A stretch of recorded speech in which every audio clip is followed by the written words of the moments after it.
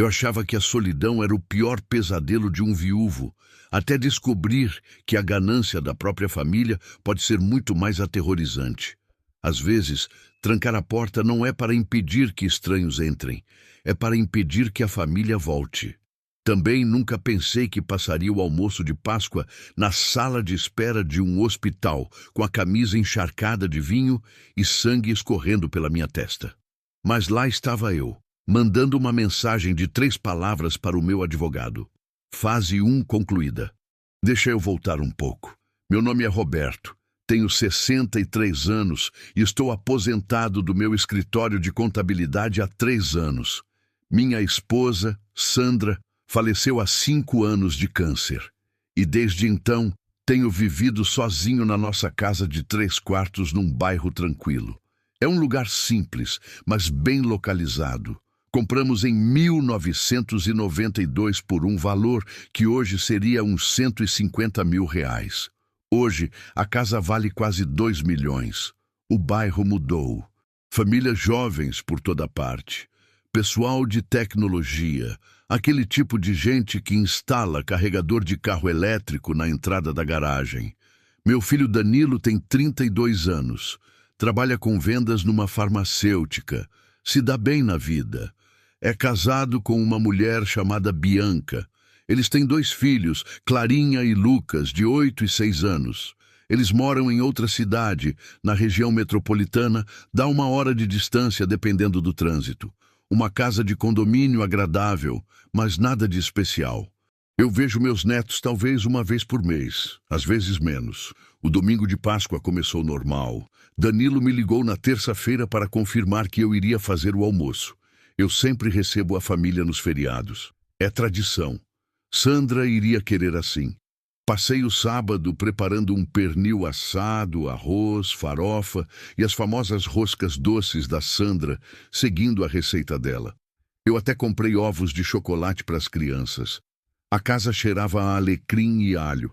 Me lembrava de tempos melhores. Eles chegaram por volta das 3 da tarde. O carro do Danilo entrou na minha garagem e eu observei da janela da cozinha enquanto eles tiravam as crianças do carro. Bianca estava carregando uma garrafa de vinho. Parecia cara. Ela só traz coisas caras quando quer pedir alguma coisa. Aprendi isso da maneira mais difícil. Pai, Danilo entrou primeiro. Me deu um abraço rápido, rígido. Só para cumprir tabela. A casa está ótima. Obrigado, filho. Crianças, venham dar um abraço no vovô. Clarinha e Lucas correram na minha direção. Pelo menos as crianças ainda eram verdadeiras. Me mostraram os ovos que ganharam. Me contaram sobre a brincadeira na escola. Coisa normal de avós. Foi bom. Bianca beijou minha bochecha. Perfume demais. Roberto, muito obrigada por nos receber. Esse vinho é da Serra Gaúcha, de uma vinícola premiada. Dizem que é excepcional. Você não precisava trazer nada. Ah, eu faço questão. Ela colocou a garrafa no balcão com aquele sorrisinho. Aquele tipo que não chega aos olhos. Nós nos acomodamos na sala de estar. Eu tinha arrumado a louça boa na sala de jantar, mas Danilo queria conversar primeiro. Esse deveria ter sido meu primeiro aviso. Danilo nunca quer conversar. Ele está sempre checando o celular, falando sobre metas da empresa, reclamando do gerente. Hoje, ele estava focado, presente, olhando para Bianca a cada poucos segundos, como se estivessem ensaiando um discurso de vendas. Então, pai, Danilo começou. Bianca e eu estivemos conversando sobre a sua situação. Minha situação. Morar aqui sozinho, essa casa grande, é muita coisa para uma pessoa só manter. Eu sorri, mantive minha voz tranquila. Eu me viro muito bem. A casa está quitada. A manutenção é tranquila, mas você está envelhecendo, acrescentou Bianca. Ela estava sentada na ponta da poltrona, inclinada para a frente. Nós nos preocupamos com você. Quedas, emergências médicas. E se acontecer alguma coisa e não tiver ninguém aqui? Eu tenho meu celular. Os vizinhos dão uma olhada. Danilo trocou outro olhar com Bianca. Lá vem, pensei. Nós temos uma proposta. disse Danilo. Meus sogros, os pais da Bianca, acabaram de se aposentar no mês passado. Venderam a casa deles no interior. Estão procurando algum lugar por aqui, mas o mercado está uma loucura agora. Parabéns para eles. Eles são boa gente, pai. Muito ativos, saudáveis. A mãe de Bianca era enfermeira. O pai dela foi professor a vida toda. Eu acenei com a cabeça. Esperei. Bianca entrou na conversa. Nós estávamos pensando, você tem aqueles 2 quartos parados. E se meus pais se mudassem para cá? Eles poderiam ajudar na casa, te fazer companhia, e, honestamente, seria mais barato para todo mundo. Eles te pagariam aluguel, claro. Vocês querem que seus pais se mudem para a minha casa. É perfeito. A voz de Bianca ficou mais fina. Você não ficaria mais sozinho. Minha mãe poderia ajudar a cozinhar, limpar. Meu pai faz de tudo. Ele poderia consertar coisas e estaríamos todos mais próximos como uma família. Olhei para Danilo. E o que você acha disso? Acho que faz sentido, pai. É prático. Você teria ajuda garantida dentro de casa. Eles teriam um lugar acessível, num bairro ótimo. Todo mundo ganha. O cronômetro do forno disparou na cozinha, salvo pelo gongo. Deixa eu verificar o almoço, eu disse. Levantei, fui para a cozinha e fechei os olhos por 5 segundos. Respirei fundo, mantive a calma. Isso era exatamente o que Ricardo, meu advogado, disse que aconteceria. Nós estávamos nos preparando há 6 meses. Veja bem, 3 meses atrás, recebi uma ligação do meu gerente do banco. Alguém tinha tentado acessar minhas contas de investimento. Não conseguiram, mas chegaram longe o suficiente para o sistema bloquear por segurança. Usaram algumas das minhas informações pessoais. Data de nascimento, sobrenome de solteira da Sandra, sobrenome de solteira da minha mãe.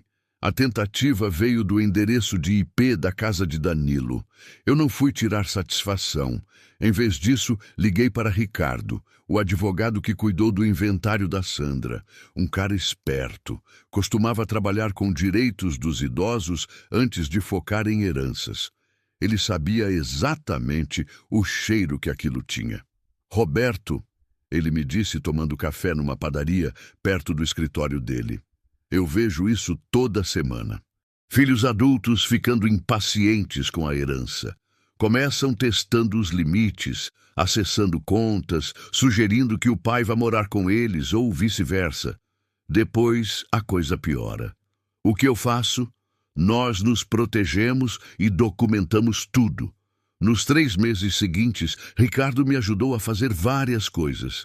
Primeiro, agendamos uma avaliação completa com um médico geriatra.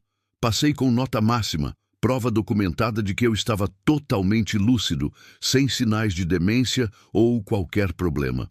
Segundo, atualizamos meu testamento com regras bem rígidas e testemunhas. Terceiro, organizamos meus bens com instruções específicas. Quarto, e essa foi a ideia do Ricardo, instalamos câmeras escondidas na minha sala de estar, sala de jantar e cozinha. Se eles estiverem planejando algo, disse Ricardo, vão acabar se revelando, e quando fizerem isso, você terá provas. Verifiquei o pernil. Perfeito. Dourado. Fatiei no balcão, coloquei tudo nas travessas e chamei todos para a mesa. O almoço começou agradável. As crianças falaram sobre a escola. Perguntei a Danilo sobre o trabalho. Bianca elogiou a comida. Tudo muito educado. Então Danilo tocou no assunto de novo. Então, pai, sobre meus sogros. Você pensou a respeito? Pensei. E soltei meu garfo. Agradeço a preocupação, mas não estou interessado em dividir a casa. Gosto da minha privacidade.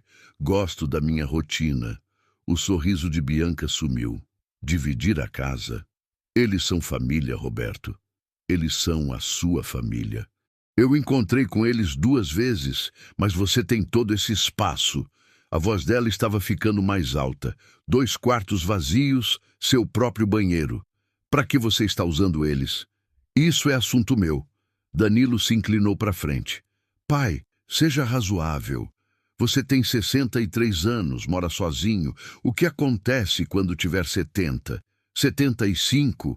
Uma hora você vai precisar de ajuda. Então eu contrato alguém ou me mudo para uma casa de repouso quando eu decidir. Esses lugares custam uma fortuna. Bianca riu com deboche. Por que gastar dinheiro com estranhos quando você poderia ter a família aqui? Porque o dinheiro é meu e a casa é minha. A sala ficou em silêncio. Clarinha parecia assustada. Lucas estava focado no ovo de chocolate dele, nem percebeu nada. Crianças, eu disse com calma. Por que vocês dois não vão ver televisão na sala? Procurem algum desenho. Eles saíram correndo, crianças espertas. Sentiram o clima pesado. Assim que eles saíram, a máscara de Danilo caiu. Isso é inacreditável, ele resmungou. Que egoísmo é esse? Estamos tentando te ajudar e você age como se estivéssemos pedindo um rim. Eu me mantive calmo. Eu disse, não, isso não é egoísmo. Isso é impor limites. Bianca se levantou. O rosto dela estava vermelho. Se era do vinho ou de raiva, eu não sabia dizer. Você sabe quanto é a prestação da nossa casa? Você sabe quanto custa cuidar de criança? Estamos atolados em dívidas, Roberto. E você está sentado aqui numa casa de milhões, como um rei, guardando espaço à toa. Eu não estou guardando nada. Eu moro aqui. Você mora aqui sozinho? Ela estava quase gritando agora. Sandra morreu há 5 anos. Quando você vai seguir em frente e pensar em alguém além de si mesmo? Essa doeu, admito, mas não demonstrei nada. Danilo segurou o braço de Bianca. Amor, calma. Ela se soltou dele. Não, estou cansada disso. Meus pais são boas pessoas. Eles me criaram. Eles nos ajudaram a dar a entrada na nossa casa. Eles cuidam das crianças sempre que pedimos. E agora eles precisam de ajuda. E seu pai não pode nem ceder 2 quartos vazios. Eu disse, não. Por quê? Ela se inclinou sobre a mesa. Me dê um bom motivo, porque eu não quero. A mão dela foi rápida, agarrou a garrafa de vinho. Antes que eu pudesse entender o que estava acontecendo, ela ameaçou jogar em mim. Não a garrafa, felizmente. Ela agarrou a taça de vinho dela e jogou o líquido na minha cara. Vinho tinto espirrou na minha testa, na minha camisa, na parede atrás de mim. A taça bateu na quina da mesa e quebrou. Um caco cortou minha sobrancelha. Senti quente. Depois vi o sangue. Bianca! Danilo pulou da cadeira. Levantei devagar, coloquei a mão na testa. Meus dedos voltaram vermelhos. Olhei para Bianca. Ela estava respirando ofegante, olhos arregalados, como se não acreditasse no que tinha acabado de fazer. Então, olhei para Danilo. Eu acho, disse eu calmamente, que preciso ir ao hospital. Pai, me desculpa. Ela não queria. Sim, ela queria. E eu preciso de um médico. Então, vou dirigir até o pronto-socorro. Vocês devem ir embora. Passei por eles e fui para o banheiro. Peguei uma toalha, pressionei contra a cabeça. O corte não era fundo, mas cortes na cabeça sangram muito. Olhei para mim mesmo no espelho. Sangue, vinho, almoço de Páscoa arruinado. Ótimo. Voltei pela sala de jantar. Bianca estava chorando agora. Danilo tentava acalmá-la. As crianças ainda estavam na sala de estar. Graças a Deus! Por favor, vão embora, repeti. Levem as crianças para casa. Pai, vamos conversar. Não tem conversa. Sua esposa acabou de me agredir. Preciso de cuidados médicos. Por favor, saiam da minha casa. Peguei minhas chaves e saí. Entrei no meu carro, passei a toalha nos olhos para limpar o sangue que escorria e dirigi até o hospital mais próximo. Num semáforo fechado, peguei meu celular e mandei mensagem para Ricardo. Fase 1 concluída. Ele respondeu na hora. Indo para o hospital. Não fale com Danilo. Registre tudo. A emergência no domingo de Páscoa estava movimentada, mas não lotada. Uma enfermeira olhou minha cabeça e me encaminhou rápido. Enquanto eu esperava, Ricardo apareceu. Um cara de 50 anos, cabelo grisalho, sempre bem vestido. Ele olhou para minha testa e balançou a cabeça. Me conte exatamente o que aconteceu. Contei o almoço inteiro, cada detalhe que consegui lembrar. Ricardo anotou tudo no celular dele. Eles estão com as crianças? Ele perguntou. Levaram para casa, imagino. Ótimo, você fez certo em sair. E as câmeras? Devem ter gravado tudo. Roberto, preciso perguntar, você quer prestar queixa? Olhei para ele. Esse era o momento. Ricardo e eu tínhamos conversado muito sobre isso. Se as coisas partissem para a violência, tínhamos opções. Boletim de ocorrência por lesão corporal, medidas protetivas, mas isso acabaria com a relação familiar de vez. Sim, eu disse. Quero prestar queixa. Ricardo concordou. Vou ligar para a delegacia. Em 1 hora, 2 policiais apareceram no hospital. Profissionais, educados. Pegaram meu depoimento. Tiraram foto do machucado. Levaram a camisa manchada de vinho como prova. Perguntaram se eu me sentia seguro voltando para casa. Sinto, eu disse, mas quero uma medida protetiva contra minha nora. A policial concordou. Vamos registrar a lesão corporal. Pela sua idade, entra também no Estatuto do Idoso. A lei é rigorosa com isso. Eles saíram para fazer o registro. Um médico finalmente me atendeu, limpou o corte, aplicou cola cirúrgica, coisa leve, nada grave. Tive alta por volta das 8 da noite. Ricardo me levou para casa. Minha casa estava escura, vazia. Achei que Danilo estivesse esperando no portão, mas não havia ninguém lá. Ricardo entrou comigo. Vamos ver as imagens, disse ele. Fomos para o meu escritório. Abri o sistema de segurança no computador. 4 câmeras. Sala de estar, sala de jantar, cozinha, entrada. Assistimos a tudo.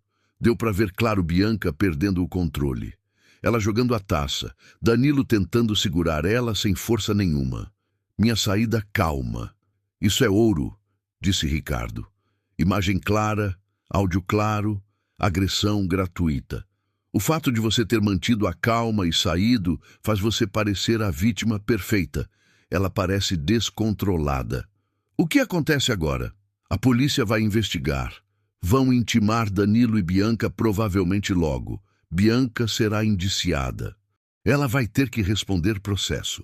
Você consegue a medida protetiva fácil com esse vídeo. E Danilo? Ricardo hesitou. Isso é complicado. Ele não te agrediu, mas precisamos resolver o problema maior. O acesso à conta. Exatamente. Acho que eles estavam armando algo maior. Essa casa, seu dinheiro, a ideia dos pais dela se mudarem. Golpe clássico. Colocar gente dentro de casa, depois alegar que você não consegue mais morar sozinho. Pedir curatela. Talvez até te interditar. Meu estômago embrulhou. Você realmente acha que Danilo faria isso? Acho que Bianca faria. E acho que Danilo é fraco o suficiente para aceitar. Ficamos em silêncio por um momento. O que eu faço? Perguntei. Nós atacamos. Amanhã eu registro uma queixa formal sobre a tentativa de invasão da conta no banco e na polícia. Abuso financeiro contra idoso é crime. Também blindamos seu testamento. Deixar claro que Danilo não recebe nada se tentar anular o testamento ou dizer que você não está bem da cabeça. E os meus netos? A expressão de Ricardo suavizou. Criamos uma previdência privada bloqueada para eles, separada da herança de Danilo, administrada por alguém de fora. Eles recebem o dinheiro quando fizerem 25 anos, aconteça o que acontecer. Aquilo pareceu certo. As crianças não mereciam pagar pelos erros dos pais. Ricardo foi embora por volta das 10. Sentei na minha sala sozinho com um curativo na testa e vinho seco na gola. A decoração de Páscoa de repente parecia ridícula.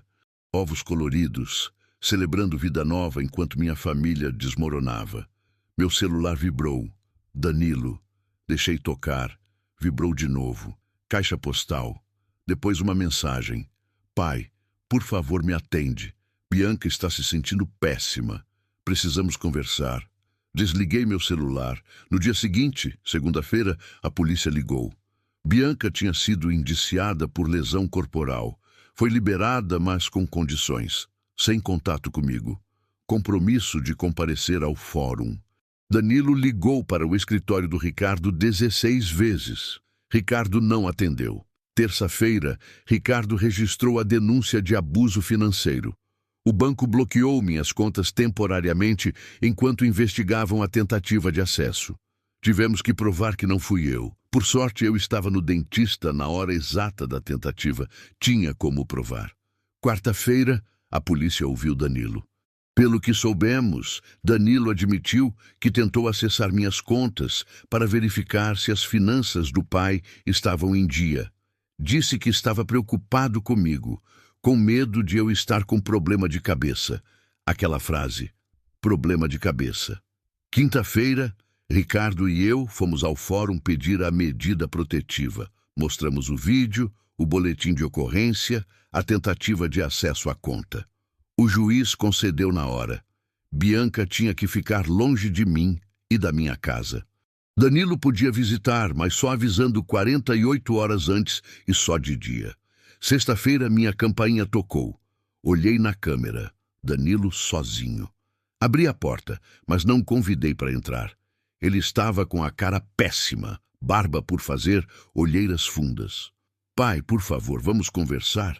Você não avisou com 48 horas de antecedência. Eu sou seu filho e eu tenho uma medida protetiva contra sua esposa por me agredir. As regras são claras. Ela sente muito. Ela estava estressada. Bebeu demais. Ela não quis. Ela quis sim. E você ficou lá parado olhando. Ele travou. Eu tentei parar ela. Não tentou de verdade. Danilo, você entende o que vocês dois estavam fazendo? Estávamos tentando ajudar. Você tentou entrar na minha conta do banco escondido? Você quis enfiar seus sogros dentro da minha casa? Você me chamou de egoísta por querer privacidade na minha própria casa. Isso não é ajuda. Isso é controle. Você está paranoico. Peguei meu celular e mostrei a ele um documento.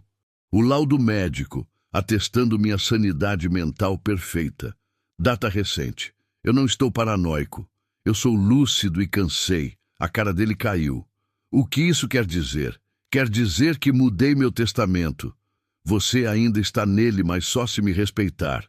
Qualquer tentativa de brigar na justiça, de dizer que sou incapaz, de mexer no meu dinheiro, você fica sem nada. Tem um fundo garantido para Clarinha e Lucas. Eles vão ficar bem. Mas você e Bianca que se virem. Você teria coragem de me deserdar? Você me descartou primeiro no almoço de Páscoa por causa de 2 quartos vazios. Ele ficou lá, abrindo e fechando a boca. Finalmente soltou. Os pais de Bianca perderam o sinal do aluguel por causa disso. A gente contava que eles iam morar aqui. E lá estava. A verdade. Vocês contavam com isso, repeti. Não os pais dela. Você? Ele não negou. Saia da minha casa, Danilo. Pai. Aviso de 48 horas por escrito para o escritório do Ricardo. Essa é a regra. Obedeça ou eu chamo a polícia. Fechei a porta. Pela janela vi ele ficar lá parado uns 3 minutos. Então ele entrou no carro e foi embora. Isso foi há 6 meses. O processo de Bianca correu. Ela aceitou um acordo, teve que prestar serviços à comunidade e fazer terapia. A questão do abuso contra idoso pesou, mas como ela era ré primária, não foi presa. O juiz deu uma bronca feia, mas aceitou o acordo. Bianca ficou 2 anos cumprindo as medidas. A investigação do banco demorou mais. No fim, a polícia viu que foi tentativa de estelionato, mas não levaram adiante porque era filho e ele não conseguiu pegar dinheiro nenhum. Só tentou. O banco colocou um alerta vermelho no nome dele na minha conta. Ele nunca mais chega perto do meu dinheiro. Danilo me mandou cartas, 5 em 6 meses, pedindo desculpas, falando que estavam sem dinheiro. O trabalho dele estava ruim.